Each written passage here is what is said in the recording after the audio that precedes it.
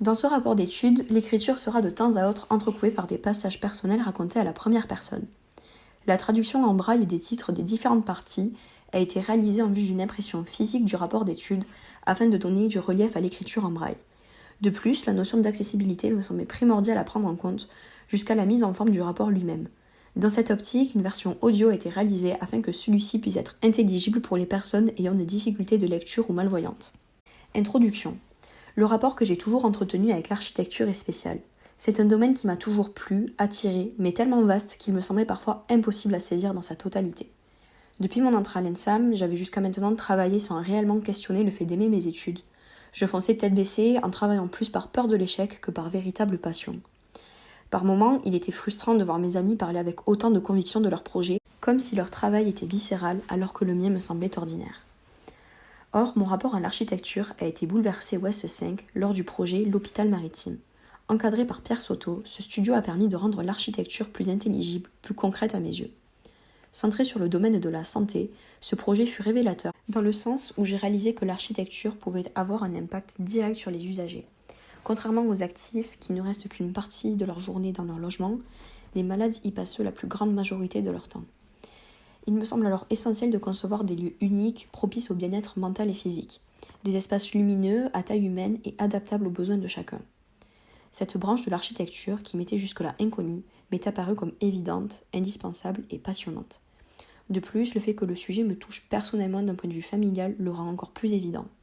Ayant vu ma grand-mère paternelle atteinte de la maladie d'Alzheimer durant 10 ans dans un EHPAD, je me suis toujours demandé comment lutter, à mon échelle, face à cette affreuse maladie. Grâce à ce studio, j'ai compris que l'architecture, en plus de générer des espaces, pouvait avoir un rôle et un impact sur ce genre de pathologie. Il s'agit pour moi d'une véritable découverte que j'aimerais explorer dans mes futurs projets d'architecture et dans ma carrière professionnelle. L'essence même du métier d'architecte est de concevoir pour les usagers. Il va de soi que la pluralité des publics puisse jouir des usages de la réalisation de l'architecte, et cela quelle que soit leur capacité motrice, mentale, sensorielle ou physiologique. Les aménagements doivent accueillir le plus grand nombre d'individus, en réduisant voire en éliminant les distinctions entre eux. L'architecte agit ainsi directement sur l'émancipation des utilisateurs à travers les dispositifs qu'il propose.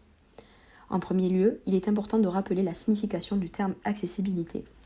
Il s'agit de pouvoir accéder quelque part, à un endroit et à un moment donné. Dans l'optique d'une égalité totale au service, la loi du 11 février 2005 a été adoptée pour l'égalité des droits et des chances, la participation et la citoyenneté des personnes handicapées. Cela passe entre autres par l'accès au transport, aux équipements et à l'information. Un accès à des prestations ordinaires qui doit être identique à ceux des valides. Ces personnes doivent circuler, accéder, utiliser, s'informer et pouvoir communiquer au même titre que les autres. On parle d'accessibilité universelle. Cette dernière est un terme sociologique qui correspond à la capacité d'atteindre les biens, les services ou les activités désirées par un individu. Il s'agit d'une notion capitale car elle nous concerne ou nous concernera tous à un moment donné. En effet, chacun au fil de la vie se trouvera dans une situation de handicap, que ce soit temporairement ou permanent. L'infirmité peut survenir à la naissance, entraînant une malformation, ou à la suite d'un accident, d'une maladie entraînant une amputation, ou lors du vieillissement provoquant une paralysie des membres. C'est à l'architecte d'inclure dans son projet l'ensemble de ces altérations physiques et mentales survenant au cours de la vie de l'usager, afin que les espaces qu'il crée puissent être utilisables et pertinents tout au long de sa vie. Même s'il est impossible de supprimer le handicap totalement, il est dans les cordes de l'architecte de rendre la vie de ces citoyens-là plus agréable. Il s'agit alors de faciliter la circulation en minimisant l'effort physique, spécialement pour les personnes fragiles telles que les femmes enceintes, les personnes handicapées ou âgées. J'ai pris la pleine mesure de ces normes d'accessibilité lors du projet de S5 avec Pierre Soto, dont le thème était l'extension de l'hôpital maritime de Port-la-Nouvelle. En plus de gérer une thématique nouvelle, nous avons dû composer avec une difficulté supplémentaire, qui était l'amplitude et l'hétérogénéité du programme. Il fallait notamment créer un pôle EHPAD, des commerces, un espace SSR, une garderie et une thalassothérapie. L'ensemble de ces espaces devait bien entendu être accessible en respectant les normes PMR. La diversité du programme a orienté notre réflexion sur une conception des lieux prenant en compte l'intégralité des usagers. En effet, il s'agissait de prendre en considération le mode de vie des résidents de l'EHPAD, avec l'ensemble des troubles accompagnant leur âge, tout en gérant les différents flux des visiteurs, des soignants et des malades. Cela a donné lieu à une réflexion poussée où chaque mètre carré avait une fonction spécifique, qu'il s'agisse de cheminement ou bien de surface habitable. En outre, ce studio a fait émerger une question de plus en plus récurrente de nos jours. qui est celle de la domiciliation des personnes présentant un handicap. C'est un point notable que nous aborderons dans la deuxième partie du rapport. Au niveau sociétal, nous avons tendance à réduire la notion de handicap à une mobilité réduite. Or, cela représente seulement 20% des 12 millions de Français confrontés à un handicap. Trop souvent omis car indétectable de prime abord, le handicap peut être sensoriel, physique ou bien mental. Nous sommes alors face à une question, et si la normalité se trouvait finalement dans la diversité ? Le mot handicap présume l'existence d'un individu parfait au corps prétendu idéal. Compte tenu du fait que 40% du peuple français fait face à une situation de handicap, il semble impossible de concevoir selon les déterminismes d'un individu parfait. Il faut prendre en compte les différences entre chaque individu, petit, grand, fort ou faible, lent, vif, malvoyant, distrait, etc. La société n'est pas uniquement composée de gens de même taille et forts physiologiquement. Cette thématique des proportions du corps humain a toujours intéressé les scientifiques, mais aussi les architectes. En effet, la forme, la volumétrie intérieure et les circulations d'un projet doivent répondre au comportement des gens qui pratiquent l'espace. Or, généralement, les architectes conçoivent les espaces en prenant comme référence des adultes de taille moyenne, bénéficiant de la plénitude de leurs capacités motrices, physiologiques, sensorielles et mentales. Petit 2, un bouleversement de l'espace. L'attrait pour l'analyse des mesures humaines se retrouve dans l'étude des proportions du corps humain selon Vitruve. Basée sur une structure mathématique, cette recherche vue en pratique plastique débouche sur une vision standardisée de la silhouette. Par la suite, la mesure du corps devient essentielle avec notamment l'apparition du modulor par Le Corbusier en 1945. Cette silhouette humaine, normalisée, sera d'une aide précieuse pour la rationalisation des éléments de construction préfabriqués, essentiels à la reconstruction des bâtiments détruits pendant la guerre. Ces dimensions peuvent s'appliquer à l'échelle de la maison comme à celle du mobilier, de manière multiscalaire. Lors de ma participation à un colloque d'architecture intitulé De l'unité d'habitation à la vie-le-monde, qui s'est tenu en septembre 2021 à Marseille, j'ai eu la chance de découvrir tous ces éléments de mes propres yeux. En visitant la Cité radieuse, nous sommes face à une ville dans la ville qui répond à la crise du logement des années 30 qui s'accentue au lendemain de la Seconde Guerre mondiale. En effet, même si Le Corbusier est un architecte aujourd'hui controversé par certains, il n'en demeure pas moins un visionnaire concernant l'aménagement de l'espace. Sa façon de concevoir, tant au niveau de la cellule d'habitation qu'au niveau de la ville, était novatrice. Chaque élément était pensé selon son usage, mais aussi calculé afin de s'adapter au mouvement du corps. Il s'agit ici d'une conception visant à offrir un confort maximal dans les relations entre l'homme et son espace vital. De plus, les espaces adaptés aux personnes à mobilité réduite constituent parfois un bouleversement de l'espace pour les valides. En effet, en tant qu'individus en pleine capacité motrice, nous sommes habitués à certaines proportions, à des dimensions assez standards dans notre logement. Prenons l'exemple d'une toilette respectant les normes PMR. Tant au niveau du mobilier, qui va être plus bas pour permettre l'accès en position assise, qu'au niveau de la superficie, qui sera largement plus importante dans le toilette PMR pour permettre une aire de retournement de 1,50 m, notre vision de l'espace va être ébranlée. Même si cela ne génère pas d'inconfort à proprement parler, il n'en reste pas moins une expérience singulière pour notre perception de l'espace. Petit 3. La ville génératrice de handicap. Selon moi, la situation de handicap est fabriquée. Il en relève de la responsabilité de l'architecte ou du concepteur d'assurer la continuité de la chaîne de déplacement et d'activité de l'ensemble des usagers. Comme l'explique Pierre Minère, le handicap n'est pas un état personnel, mais la résultante d'une interaction négative entre les aptitudes de l'usager et l'exigence d'utilisation du lieu ou du service. Il affirme qu'il n'existe pas de handicap de nature, mais seulement un handicap de situation. Par exemple, nos rôles sociaux et l'environnement dans lequel nous évoluons seraient responsables de cette situation de handicap. En effet, une personne handicapée dans un aménagement accessible est une personne valide. Son corollaire est tout aussi juste. Une personne valide dans un aménagement non accessible est une personne handicapée. Un très bon exemple d'environnement réducteur est celui de l'aménagement urbain. Résultant d'un acte intentionnel de l'homme de s'affranchir de forces qu'il ne maîtrise pas, la ville est un objet complexe en constante évolution. Au fil des siècles, elle voit son tissu urbain se transformer, s'étendre par moments, puis se resserrer à d'autres, engendrant des mutations sur l'espace public et sur la rue. Commençons par rappeler que l'attention que nous portons à l'accessibilité ne cesse de croître, tant dans les politiques publiques qu'au niveau sociétal. La prise en compte des usagers présentant des handicaps dans la ville est assez récente. En effet, il s'agit d'une question qui intéresse grandement depuis ces 25 dernières années. L'entrée en vigueur de nouvelles normes, établies par la loi handicap de 2005 énoncée précédemment, est à la fois une avancée significative pour les personnes présentant un handicap, tout en étant un défi pour architectes et urbanistes. Souvent vu comme une diminution de la qualité architecturale et une restriction de liberté pour le concepteur, le handicap pourrait être considéré sous le prisme d'un moteur des aménagements urbains. En réalité, l'accessibilité est trop souvent vue comme un frein à la créativité de l'architecte et reléguée au moment de l'édification du bâtiment avec des rajouts d'éléments. Or, il est nécessaire d'identifier les obstacles, si jamais il y en a après la conception, afin de les réduire dans certains cas ou de les éliminer totalement. Véritablement, prendre en considération les handicaps dans l'aménagement et la construction de l'espace urbain permettrait une intégration effective à la société des personnes handicapées. Cela permettrait par la même occasion de changer les pratiques de la ville. Il semble important, pour les concepteurs, de ne pas s'élancer vers la solution la plus logique, réglementaire ou technique, qui serait universelle et par conséquent réductrice d'un point de vue architectural. De plus, il ne suffit pas de rendre un espace accessible pour que celui-ci soit agréable et pratiqué par les usagers. Accessibilité d'usage ne veut pas dire qualité d'usage. La capacité du lieu à devenir un espace confortable, permettant d'accéder à l'ensemble des services selon les spécificités de chaque personne, relève d'une attention très particulière. En suivant cette idée que le label Haute qualité d'usage, HQU, a vu le jour. Plaçant l'humain au centre de la conception des projets d'aménagement urbain, ce label désire accroître le confort, la sécurité et le bien-être de tous. J'ai pu constater un véritable élan positif autour de l'accessibilité de la voirie lors de mon stage de première pratique de S6, réalisé au service d'urbanisme de la ville de Gruissan. En effet, de nombreux trottoirs, abîmés ou cabossés par les racines de pin, ont été refaits afin qu'ils soient praticables par tous et assurent la continuité de la chaîne de déplacement. Ensuite, la situation de handicap en ville peut être plurielle. En effet, un visiteur qui arrive dans une ville dont il ne parle pas la langue aura du mal à se repérer. Il sera tout aussi handicapé qu'une personne ne pouvant se rendre dans une ruelle car le trottoir n'est pas prévu pour permettre le passage de son fauteuil.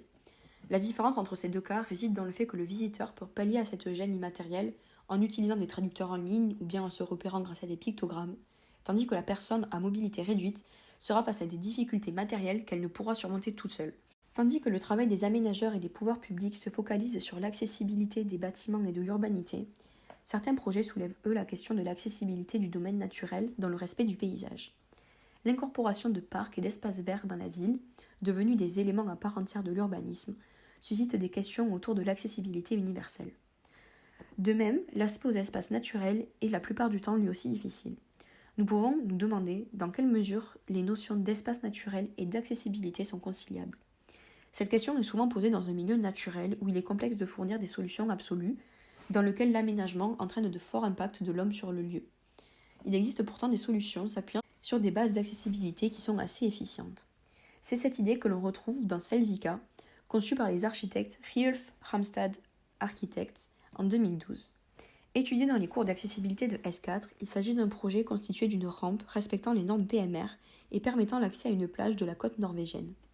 Ici, l'expérience de la déambulation qui relie la route à la mer est ralentie, permettant à chacun de se concentrer sur l'expérience du milieu. Perdu dans l'immensité naturelle de ce paysage inhospitalier, la rampe se fait oublier et parvient à se fondre dans un paysage presque lunaire. Or, de nos jours, les villes ne cessent de se densifier et les espaces naturels se raréfient. Devant cet environnement toujours plus urbanisé, ces agencements visent à réduire les situations de handicap. Néanmoins, ces dispositifs positionnent de temps à autre l'usager comme un être passif, allant parfois jusqu'à le déprécier. La personne devient alors tributaire de cet équipement pour réaliser l'ensemble de ses tâches quotidiennes, ce qui est un problème inaperçu de prime abord. À ce moment-là, une question se pose. Dans quelle mesure pouvons-nous rendre aux usagers un rôle actif dans l'espace architectural ? Passons maintenant à la transition. J'ai eu la chance de rencontrer Pierre Rigaud en juillet dernier. Ancien professeur à l'ENSAM dans le master spécialisé architecture et santé, il a été l'architecte programmiste du CHU de Montpellier pendant 4 ans. Sa vision, à la fois complète et précise de l'architecture hospitalière, a été très intéressante et enrichissante. La diversité des tâches qui lui étaient accordées était importante, de la gestion des flux à l'intérieur de l'hôpital à la conception de bâtiments et d'extensions du CHU de Montpellier, en allant jusqu'à la conception de mobilier adapté. Son approche multiscalaire de l'architecture de santé m'a beaucoup intriguée et interrogée. Le travail sur l'accessibilité était ici poussé à son paroxysme, car il concevait en étroite collaboration avec des spécialistes de la santé. Une coordination entre professionnels de santé, comme des ergothérapeutes ou des chirurgiens, et l'architecte a été établie au fil du temps dans le CHU afin de concevoir un mobilier ajusté à certaines pathologies. Ils élaborent alors ensemble des équipements permettant une autonomie absolue au sein de l'hôpital pour certaines personnes. Un des exemples les plus marquants qui m'est raconté était celui d'un homme ayant subi un accident de la route. Suite à ce dernier, l'homme était devenu totalement paraplégique et avait eu de grosses séquelles à la main, lui faisant perdre la quasi-totalité de sa préhension. Pierre Rigaud et son équipe avaient alors conçu, après de nombreux échanges avec ce patient, une poignée de porte adaptée à la forme de sa main. Cette dernière lui permettait d'ouvrir les portes sans forcer, lui conférant ainsi une autonomie totale dans sa chambre au CHU. Pour nous, individus valides, une poignée de porte est un détail insignifiant. Or, pour cet homme, cela représentait un véritable obstacle à la réalisation de ses gestes quotidiens. Cet exemple illustre bien le fait qu'un changement, parfois infime, peut avoir des conséquences considérables sur l'autonomie d'une personne. Cran 2, vers une architecture qui efface le handicap. Petit 1, la conception inclusive. La notion d'accessibilité universelle rentre alors en jeu. Dans le cas où l'objet est conçu pour tous, le handicap ne se manifeste pas. Il est alors important de comprendre que les éléments permettant l'accessibilité à tous les publics, qui sont bien trop souvent stigmatisés et catégorisés comme médicaux, ne sont pas inesthétiques. Ils sont eux-mêmes aussi qualitatifs que les autres composantes de l'architecture.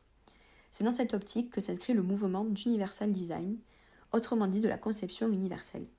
L'environnement peut alors, dans la mesure du possible, être accessible, utilisé et compris par toutes les personnes, quelle que soit leur capacité, leur âge ou leur handicap.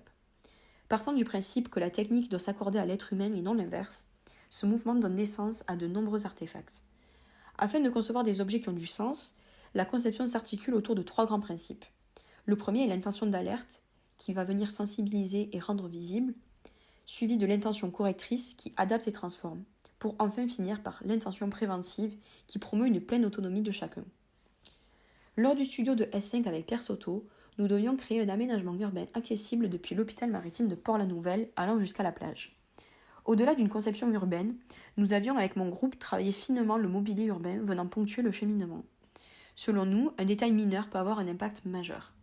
Nous avions par conséquent imaginé un banc dans lequel, grâce à une réservation faite dans l'assise, une personne en fauteuil roulant pourrait venir se placer. Ainsi, elle ferait partie intégrante du banc, permettant des échanges plus aisés et un accès au mobilier urbain au même titre que les valides. De la même manière, nous avions conçu un jeu d'échecs adapté lors du workshop Espace public de poche en S3 avec Patrick Buffard. Le but était de questionner l'espace public à Juvignac et de proposer des installations éphémères, de l'ordre du ready-made, permettant aux habitants de s'approprier, pendant un instant, l'espace public de leur quartier. Après observation, nous nous sommes rendus compte que ce quartier comptait des seniors, mais aussi pas mal d'enfants. Nous avons donc réfléchi à un jeu qui pourrait être intergénérationnel, où le partage de savoir rapprocherait les générations. Le jeu d'échecs s'est alors imposé. Nous sommes venus dessiner sur les pavés de la place du village, avec du lait de chaux, un échiquier de 4 mètres par 4 mètres, ponctué par de petites pièces en bois. Afin que le jeu soit accessible à tous, les pièces étaient équipées de crochets permettant de les saisir et de les déplacer à l'aide d'un manche à balai, qui était lui aussi muni d'un crochet. Les personnes âgées peuvent donc participer sans avoir à se pencher, de même que les personnes en fauteuil roulant. De plus, cela apporte un aspect ludique pour les enfants qui peuvent, s'ils le souhaitent, déplacer les pièces ou bien marcher sur l'échiquier. Petit 2, l'expérience architecturale multisensorielle. Trop souvent, ces différences physiques et mentales se traduisent dans l'architecture par des éléments rajoutés aux façades, la plupart du temps après l'édification du bâtiment. Cela s'explique par le fait que l'accessibilité est généralement vue comme une contrainte bridant la créativité des architectes. Par exemple, les monte-charges ou rampes d'accès sont des éléments contraignants pour les architectes, comme l'ensemble des règles d'accessibilité. Ces parties sont alors comparables à des prothèses permettant à tous d'accéder au bâtiment. Or, cela constitue un véritable appauvrissement de la qualité architecturale du bâtiment, tout en engendrant des surcoûts de construction. Alors que si ces règles d'accessibilité sont prises en compte pour l'architecte, et cela dès la phase de conception du projet, elles ne sont plus considérées comme des contraintes, mais deviennent des plus-values. Une plus-value architecturale pour le bâtiment, qui peut passer par l'élégance d'une poignée de porte sur mesure, ou bien d'une perspective suggérée par une rampe d'accès. Les ambiances peuvent-elles en tirer parti en voyant l'éclairage de certaines pièces être renforcé ou bien en créant une volumétrie nouvelle. Il ne faut pas perdre de vue que l'architecte doit répondre aux besoins physiques et sensoriels de l'être. La construction d'un édifice correspond à la mise en 3 dimensions d'un espace vécu mais aussi ressenti. Souvent, ce bien-être éprouvé par les usagers passe par des détails. Une matérialité, un éclairage, un détail constructif, un rythme ou bien une vue. L'erreur des architectes est de penser que les besoins visuels sont prépondérants et que tout le reste s'arrangera bien à l'aide de techniques actives. Durant les études d'architecture, tout un travail a été réalisé afin de magnifier le vide. Un des moyens de sublimer l'espace passe par la gestion de la lumière dans l'édifice.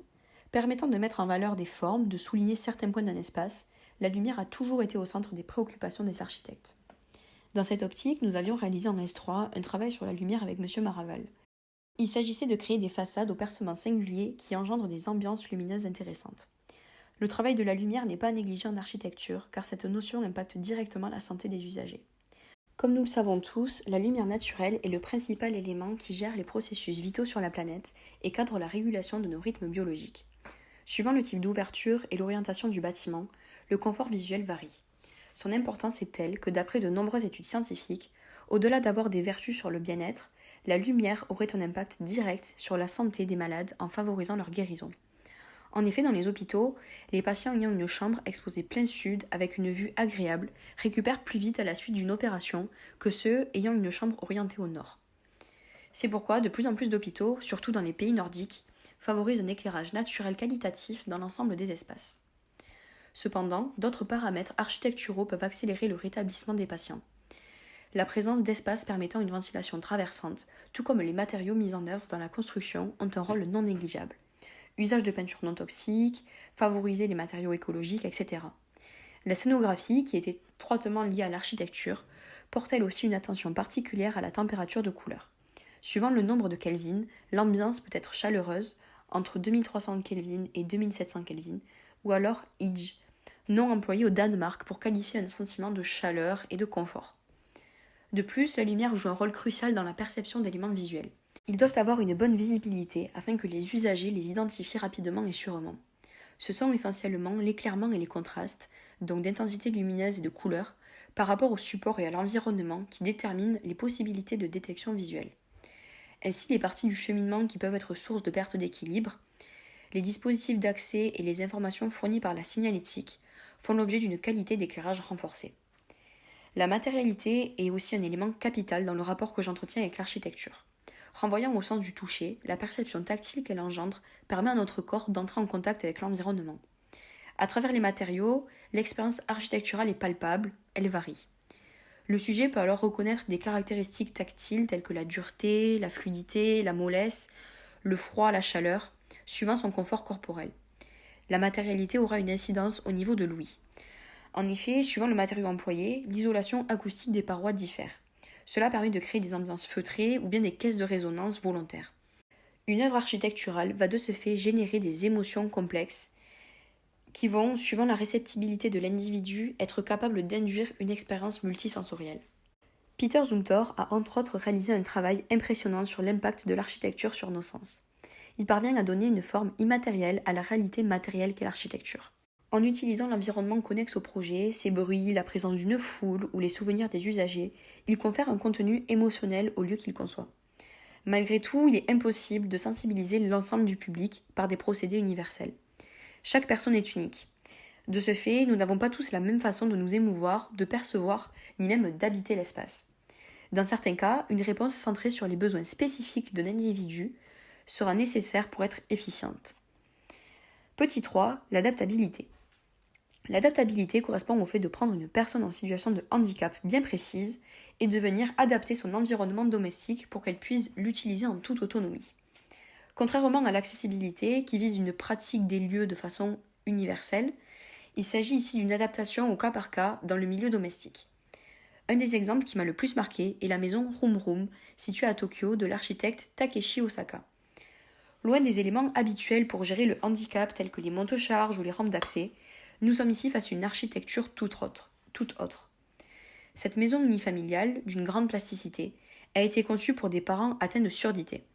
Elle comprend 2 niveaux très peu cloisonnés et une terrasse accessible. La spécificité de ce projet réside dans la présence d'une multitude de petites ouvertures carrées. Venant percer de manière aléatoire le plancher, les murs et la toiture, elles permettent, avant tout, la communication entre les 2 niveaux et l'extérieur. À travers ces passages, parents et enfants peuvent communiquer à l'aide du langage des signes.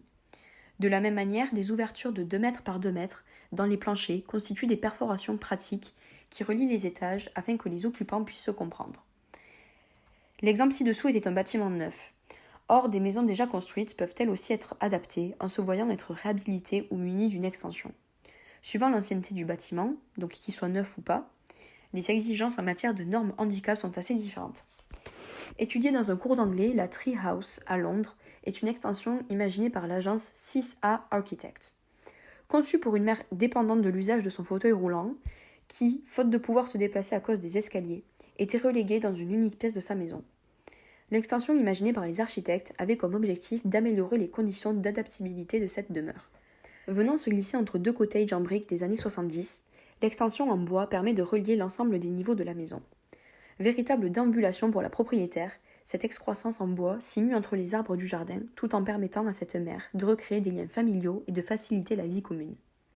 Le concept d'adaptabilité peut parfois entrer en écho avec la notion de réversibilité. Ici, nous ne traitons plus de l'adaptabilité domestique en tant que telle, mais plutôt d'une adaptabilité d'usage et de fonction au sein d'un bâtiment. Dans notre société en constante évolution, où les envies et les besoins de chacun varient dans un laps de temps assez court, la question de la flexibilité programmatique se pose de manière récurrente. En effet, pouvoir adapter les logements permet une durée d'occupation allongée, répondant de manière efficiente à la diversité de notre société. Misant sur une certaine flexibilité, de plus en plus de projets répondent à la multiplication des compositions de ménages grâce à un plan qui est modulable. Passons maintenant à la conclusion. Ainsi, l'architecture n'existe que si elle fonctionne pour l'ensemble des usagers. L'accessibilité est une dimension à intégrer dès la conception du projet, au point de devenir un véritable atout si elle est traitée comme telle. Plus qu'une obligation, il s'agit d'une nécessité pour l'architecte. Il ne doit pas perdre de vue qu'il construit pour des gens, pour tous les individus, quelle que soit leur capacité motrice, physiologique, sensorielle et mentale. En ce mois de mai 2022, j'arrive aujourd'hui à la fin de la première partie de mes études d'architecture. Outre l'acquisition de nombreuses réflexions, d'outils de conception et de savoir, ces 3 années m'ont énormément apporté sur le plan personnel.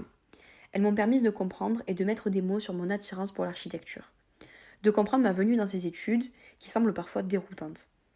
Si au fond de moi j'ai toujours su, inconsciemment, mon attrait pour la santé et le bien-être, cette licence à l'ENSAM en a fait une évidence.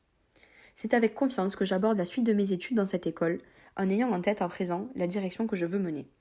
Un chemin qui sera sans doute sinueux, ponctué d'imprévus, mais qui me mènera, j'espère, vers une architecture de santé et prônant le bien-être. Je vous remercie.